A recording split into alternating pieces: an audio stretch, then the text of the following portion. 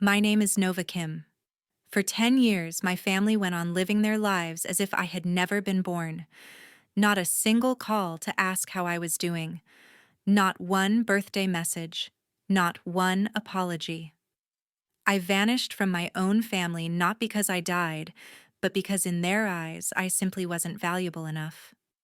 Until one morning, my name appeared on a major business ranking top young entrepreneurs under 30. The AI logistics company I built from nothing was valued at over $120 million. Just a few hours later, my phone buzzed. A name I hadn't seen in 10 years. My mother. I stared at the screen for a long moment before answering. Her voice came through shaking, rushed, panicked, almost falling apart. Nova. You have to come home right away. There's an urgent family matter. We need to talk in person. She kept emphasizing the word urgent. I didn't need to ask anything else. I understood that language all too well. My older brother Dawson spent my entire childhood teaching me one thing: that I would always come second. Second to him. Second to my younger brother. Second to anyone who carried the Kim name as long as they were not a daughter. Dawson was encouraged to dream big. I was told don't cause trouble. Dawson was praised for being intelligent. I was praised for being well-behaved, a reminder that silence was considered a virtue. I grew up learning how to make myself smaller so I wouldn't make anyone uncomfortable, so I wouldn't take up space meant for people who mattered more. I used to tell myself that at least it would end with me. I was wrong. From someone close to the family, I learned that Dawson was treating his own daughter, Indy, even more cruelly than what I had endured. She was cut off every time she tried to speak, ignored whenever she attempted to express herself, constantly compared to her younger brother, a child praised simply because he was a boy. Indy learned that if she cried, she was weak. If she pushed back, she was disrespectful. And if she stayed quiet, no one even remembered that she was there. I used to think Dawson was the problem. But that phone call proved something else. It was the entire system: my parents, the unspoken rules, the favoritism disguised as family that was crushing the daughters in that house. I stood silently staring out at the Seattle skyline. City lights reflected against the glass like the years I had survived on my own. Then I said calmly, almost chillingly, "I'll come home." I booked the flight that very night. I packed one small bag. 10 years ago, I left in silence. This time, I was coming back to end a cycle. Not just for me, but for a little girl being taught that she was born already losing. And if you're listening to this story and your chest feels tight, if you were ever the daughter told to be understanding, to give in, to endure, leave the city you're watching from and hit subscribe. Because this isn't just my story, it's the story of every daughter who has ever been mistreated in the name of family. It all started during the hot, salt-heavy years growing up along the Corpus Christi coast. My family owned a chain of fresh seafood markets and restaurants that my grandfather had built from nothing, starting with a single fishing boat and eventually expanding into 10 locations stretching along the Gulf. Everyone in town knew the Kim name because of those businesses. Even years after my grandfather passed, the signs out front still carried his distinctive handwriting style. From the time I could walk, the favoritism was impossible to ignore. My older brother Dawson was the golden child. My father, Clarence Kim, and my mother, Ruth Kim, poured everything into him: private school tuition, a brand new truck for his 16th birthday, and constant praise at every family dinner about how he would one day take over the business and carry on the family legacy. Dawson absorbed it all. He carried himself like the docks already belonged to him. My younger brother Brooks came later and received the same treatment on a smaller scale, spoiled, indulged, and protected simply because he was another son to pass on the Kim name. Me, I was the daughter. So the rules were different. My father used to say things like, "Girls don't need to worry about running businesses. They get married and let their husbands make the big decisions." My mother nodded along every single time. If I brought home straight A's in math or science, They barely glanced up from their plates. But when Dawson scraped by with a C, it became a celebration. When I started talking about computers and coding in high school, Dawson laughed directly in my face across the dinner table. "You really think you're going to build some app and get rich?" he said. "Be realistic, Nova. This family's money comes from the water, not from some nerd fantasy." He never stopped there. Every chance he got, Dawson twisted the knife deeper. He told visiting relatives that I was wasting my time online while he was out learning the business. He mocked my ideas in front of our father until Dad started repeating the same lines, calling my interest in technology a phase I would eventually outgrow. Dawson made sure I felt small, as if my dreams were a joke that didn't deserve to be taken seriously. Brooks usually stayed quiet, going along with whatever Dawson said, adopting the same attitude without effort or resistance. By the time I turned 22, I had reached my limit. I was halfway through college at a state school in Texas, paying my own way with part-time jobs, when I decided to drop out and move to Seattle to pursue the AI startup idea I had been building late at night and on weekends. I knew I had to tell them in person. One humid evening after closing time at the main restaurant, I sat everyone down in the dining room, which still smelled like fried shrimp and lemon. I said it plainly. "I'm leaving for Seattle next week. I'm building something in AI logistics, and I'm not coming back to run the seafood chain." The room went completely silent. Then my father exploded. He shoved his chair back so hard it screeched against the tile and slammed both palms onto the table. "From this moment on, you are no longer part of this family. If you walk out that door chasing some childish dream, you are dead to the Kims. Do you understand me?" His voice carried through the open windows.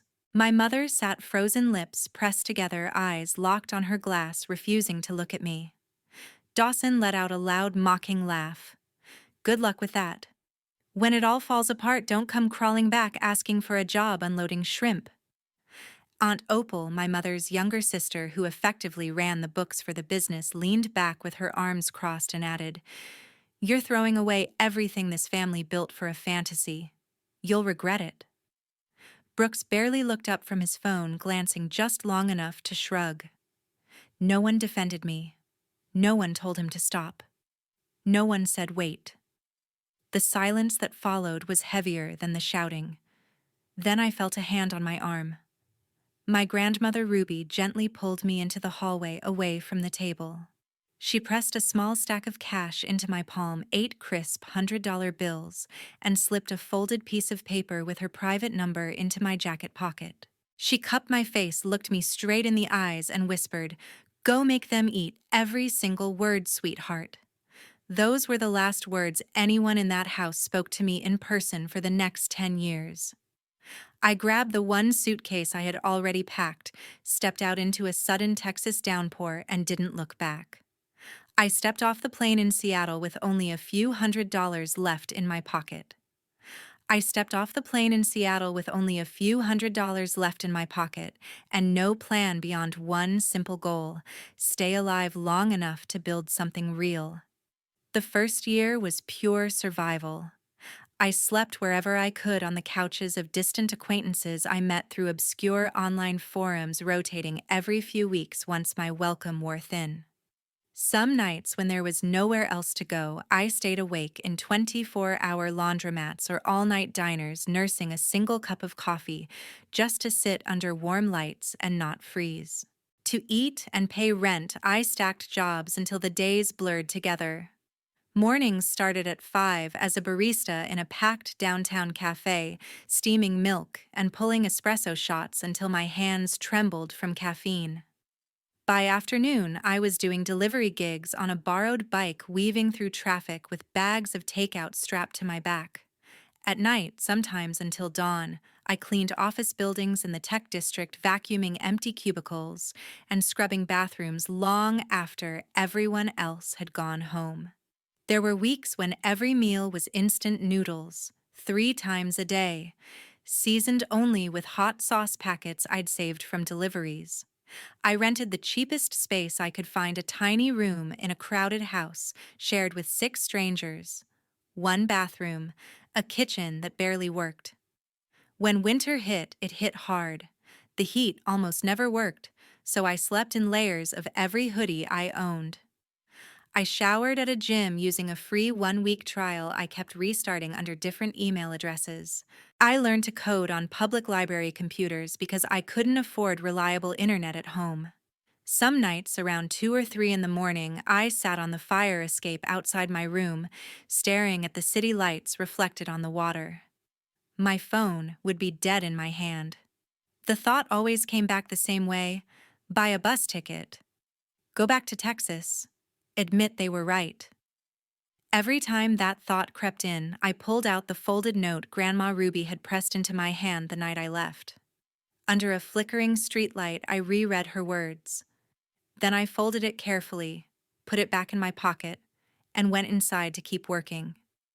I bought my first real laptop from an online listing, a battered 2014 model, with a cracked corner for $200 I'd saved over months. That machine became my entire world. I taught myself what I needed line by line through free resources and endless trial and error until my eyes burned and my head ached. Nights blurred into mornings as I built the earliest prototype of an AI platform for cold chain logistics software that tracked temperature-sensitive shipments in real time, cutting waste for industries like seafood and pharmaceuticals. I launched it quietly. No marketing budget, no press. Just links shared in niche forums. The first users came slowly.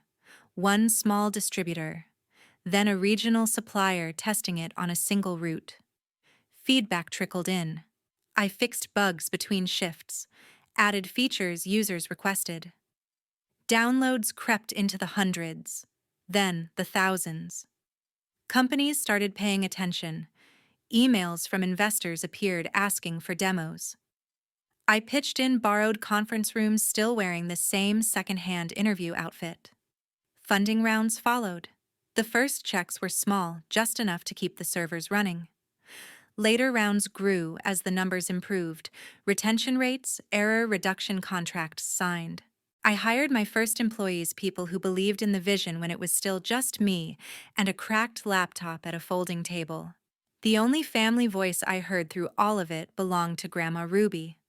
Once a month, she called from a prepaid phone she kept hidden. The calls were short. She listened while I updated her, told me she was proud, and hung up before the minutes ran out. She never asked for help, never lectured, never mentioned the others. I stayed silent toward everyone else back in Texas. No social media updates they could see. No replies to messages passed through mutual contacts. 10 years went by that way, building, pushing, refusing to look back. Then the final funding round closed. The number was one I once thought impossible. The company valuation crossed $100 million. Major publications picked up the story of the college dropout who turned nothing into an industry-changing company. One evening, not quite a year ago, the hidden phone rang. Grandma Ruby's soft voice came through the line. One evening, not quite a year ago, the hidden phone rang. Grandma Ruby's voice came through soft and tired, the way it does when someone is choosing every word carefully. She didn't dramatize anything. She never did. She just told me what had been happening back home. The seafood chain had expanded too fast. 4 new locations in 2 years. Larger warehouses. More trucks. Everything financed with borrowed money. Then interest rates surged. Fuel prices spiked. Online grocery delivery services siphoned off foot traffic. The margins collapsed all at once. The banks issued final notices. $18 million in total debt. Secured against everything, every store, the family home, even retirement accounts. Grandma Ruby didn't ask me to help. She never would have. She only said quietly, "I thought you deserved to know before it shows up in the local news." That was all. We exchanged a few more gentle words, then the line went dead. I stayed at my desk overlooking the bay long after the call ended. The next morning, I contacted a corporate attorney I trusted and told him exactly what I needed. We built a layered structure, one Delaware LLC nested inside two holding companies with neutral, forgettable names. Over the following months, I began acquiring the debt quietly, one loan at a time, through intermediaries, split across different entities so no pattern ever surfaced. Banks were eager to unload non-performing notes. They sold at a discount, grateful to clear their books. By the time the final tranche transferred, I controlled every lien on the family's assets, every store, every property, without a single person in Texas knowing who their new creditor was. Around that same period, Grandma Ruby mentioned something else during one of our brief calls. Dawson had 2 children now, a son he spoke about endlessly, and a daughter, his daughter Indy, who barely registered in his world. He poured everything into the boy: private coaches, constant praise, talk of legacy. Indy was told to help more at the restaurants after school, to stop wasting time on books, to forget about college applications. The family needed her in operations, not chasing ideas. Grandma Ruby recognized the pattern immediately. It unsettled her enough to say something. I asked her to pass along my contact through a private messaging app she could share discreetly. The first message I sent Indy was simple. I introduced myself as someone who had left the family years earlier and who understood what it felt like to be pushed aside. Her replies were cautious at first, short, guarded, testing whether I was real. I didn't rush her. Over the weeks, the messages lengthened. She talked about how Dawson dismissed her interest in environmental science, calling it impractical. How he told her the family didn't need degrees, it needed obedience. She sent photos of report cards she was proud of that no one at home ever acknowledged. I helped quietly in ways that couldn't be traced. I covered application fees for universities she wanted, but couldn't afford to apply to. When acceptance letters arrived, I arranged anonymous scholarships through a foundation linked to my company, enough to cover tuition and books, no questions asked. I encouraged her to choose the school farthest from Texas if that was what freedom required. Indy began trusting the guidance. She sent excited updates about campus visits she planned in secret. She called me the aunt she never got to meet. She shared her fear of telling her parents she wouldn't be joining the business. Everything stayed compartmentalized. Grandma Ruby acted as the only bridge when needed. Nothing leaked. No one suspected. Indy's gratitude came through in every message, not loud or dramatic, just steady, focused, growing into resolve.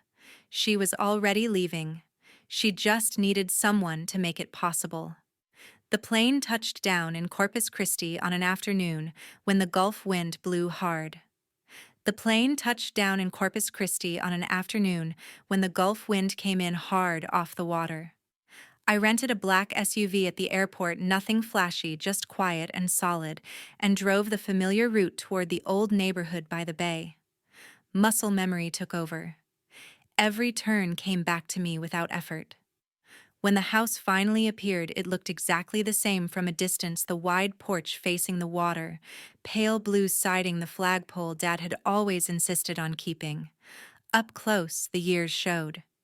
Paint peeled where salt air had eaten through.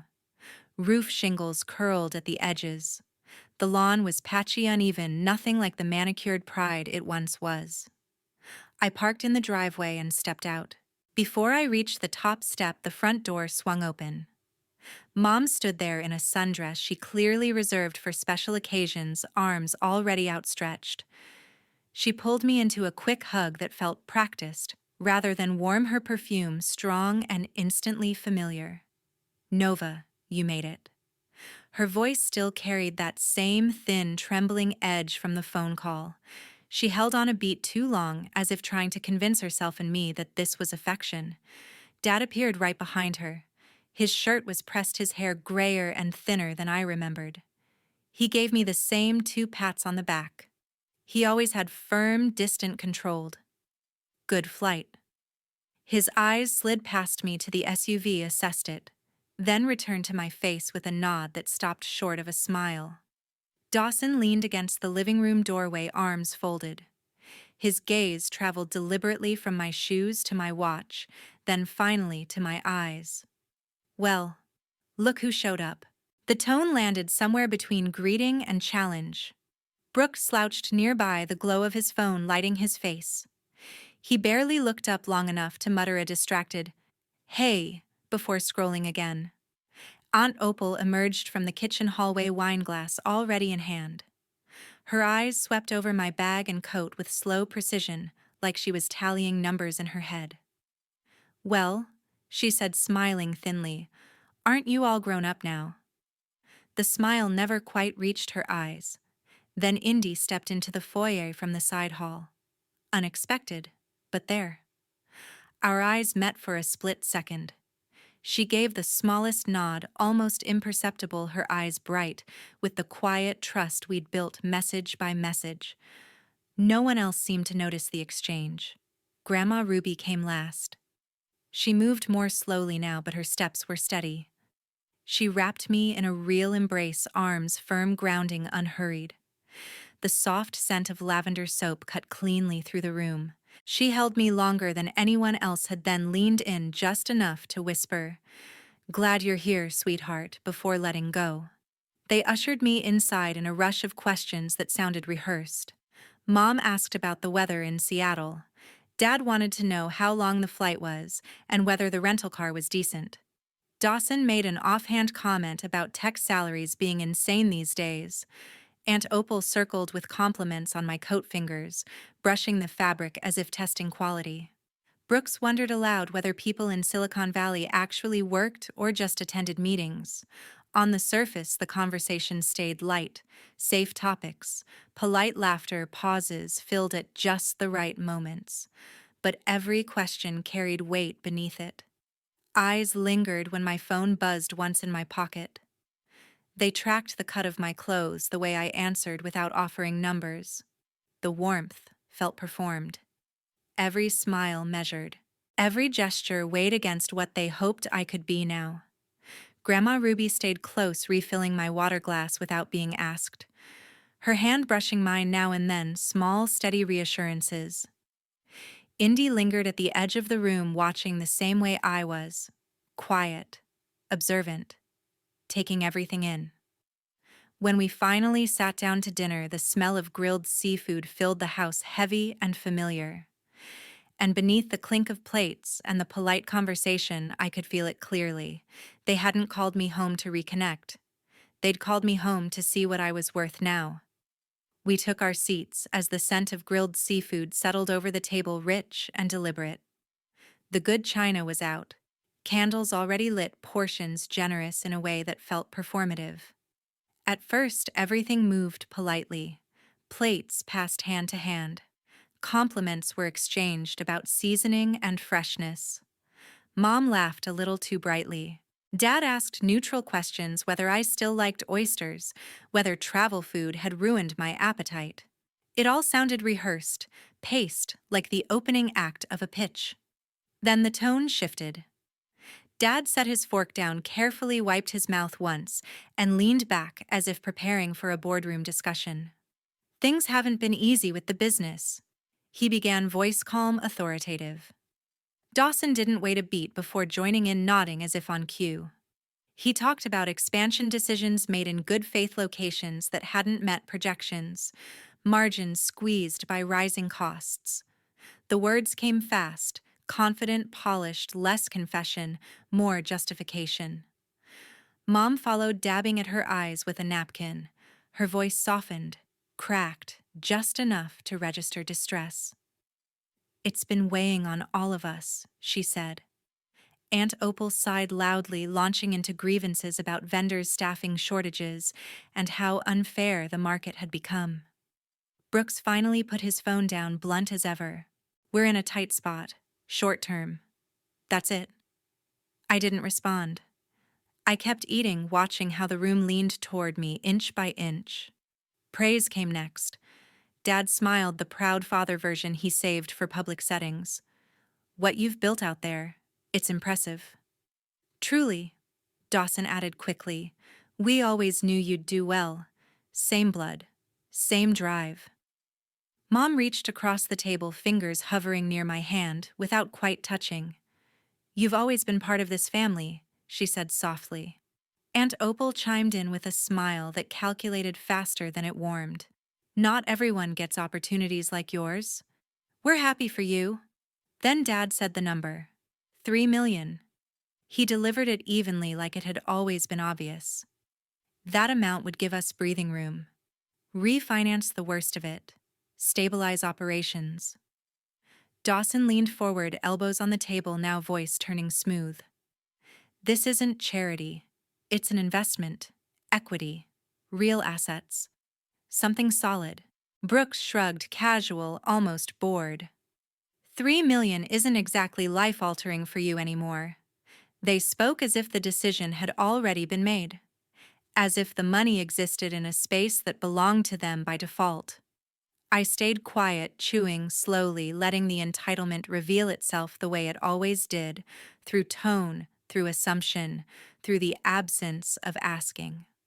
Mom's tears vanished once the figure was spoken. Aunt Opal's concern sharpened into flattery.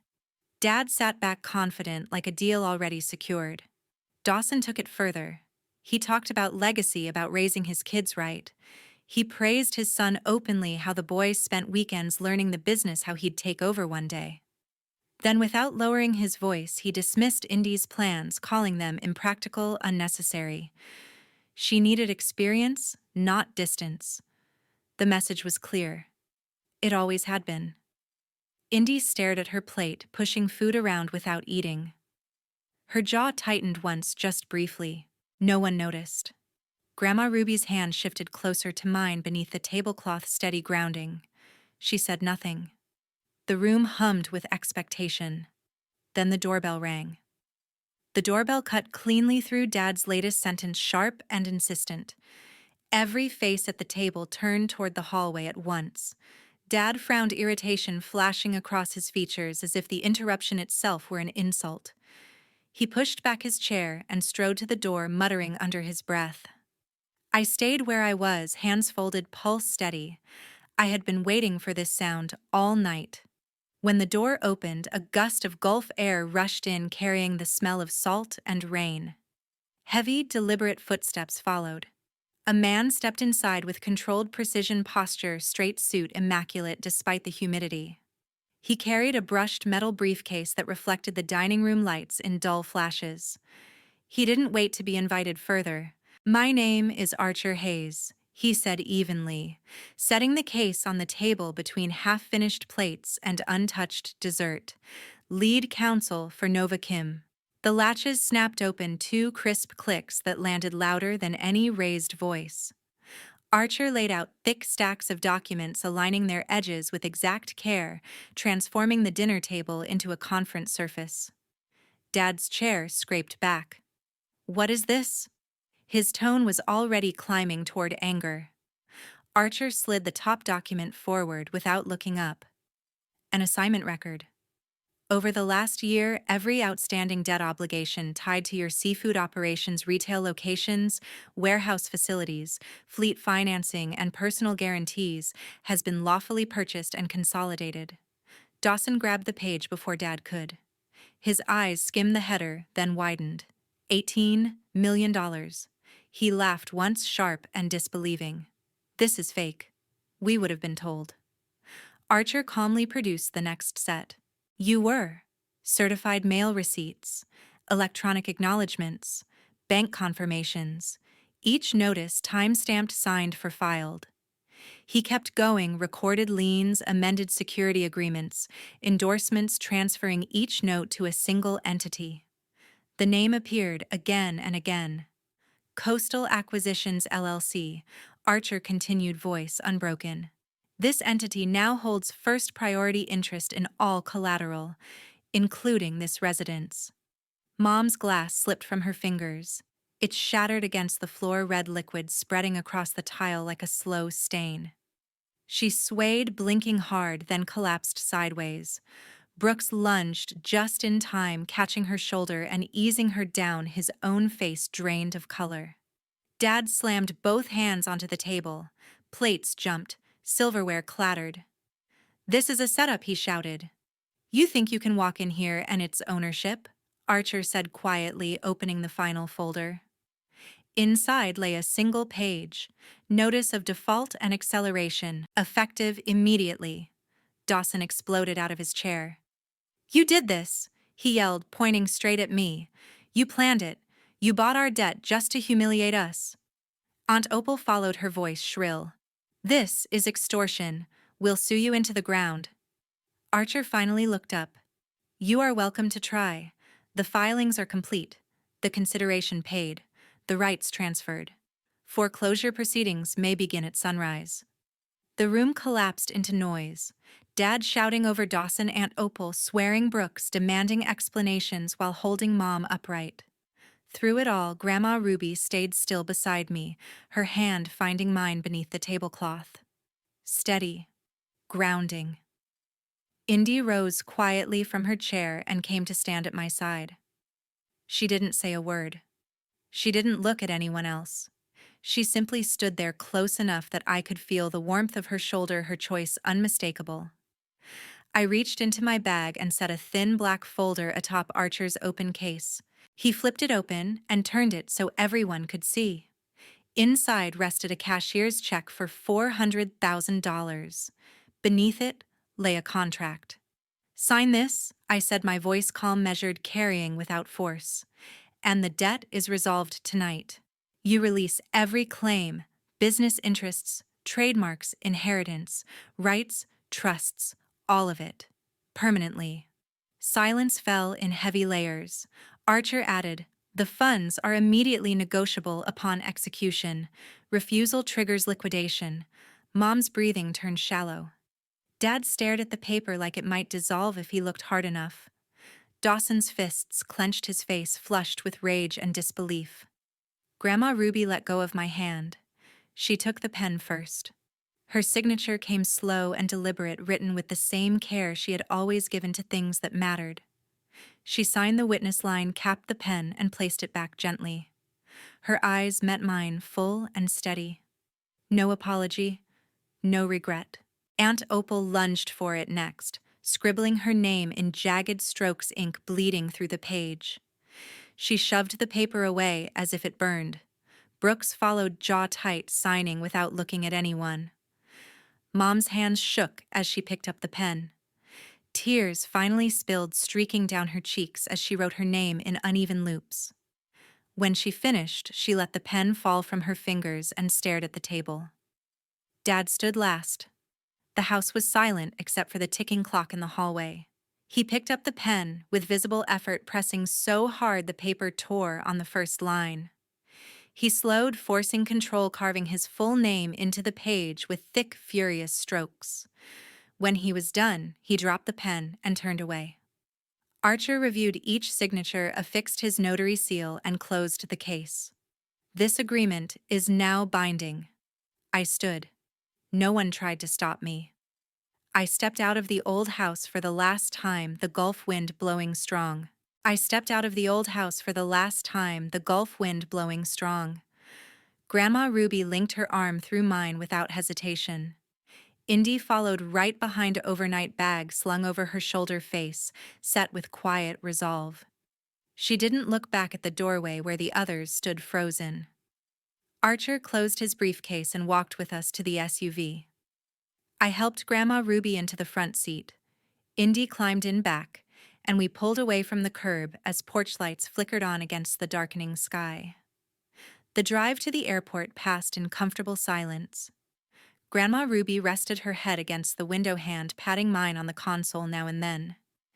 Indy stared out at passing lights, texting no one, just processing. We boarded a late flight north, leaving Texas behind for good. Several months later, the fallout settled into reality. The seafood chain filed for protection but couldn't reorganize. Stores closed one by one, inventory, liquidated, locations auctioned off to competitors or turned into generic markets. The family home sold at foreclosure sale for less than the remaining mortgage balance. Dad moved into a small apartment inland. Mom filed for divorce 30 days after the papers were final. Texas no fault made it quick and clean. She took her share of the cashier's check and relocated to a condo farther up the coast, cutting contact with almost everyone. Dawson lost his management role the day the keys changed hands. Last I heard through public records, he bounced between sales jobs at unrelated businesses' commission, only struggling to cover child support for both kids. Aunt Opal's bookkeeping clients dried up once word spread about the collapse. She ended up taking part-time retail shifts to make ends meet. Brooks drifted through temporary gigs, delivery, driving, warehouse loading, whatever paid weekly living paycheck to paycheck in a shared rental. I never reached out, and no one from that side tried either. The cut stayed complete. Grandma Ruby settled into a comfortable 2-bedroom condo I bought her near the water in Seattle. She refused anything larger, spending days on the balcony with coffee and books, calling me every Sunday without fail. Indy moved in with us at first, then into campus housing once classes started. The Scholarship Foundation covered full tuition at the university she chose for environmental science. She thrived away from old expectations, grades, strong new friends, steady visiting on weekends to cook with Grandma Ruby and talk about everything she was learning. Evenings often found the three of us together. Simple meals, walks along the Sound, no pressure or legacy weighing the air. Grandma Ruby told stories about starting small with my grandfather, but always ended with pride in what I'd built on my own terms. Indy shared research projects, excited about fieldwork plans. The quiet felt earned the support unconditional. Looking back, the consequences of favoritism stretched far beyond that one dinner. It poisoned relationships across generations, turning potential into resentment and legacy into loss. Real family proved to be the ones who stayed when you had nothing left to offer. No demands, no calculations, just presence. Sometimes the healthiest choice is a clean break, closing the door forever, so everyone can finally move forward on paths they actually choose.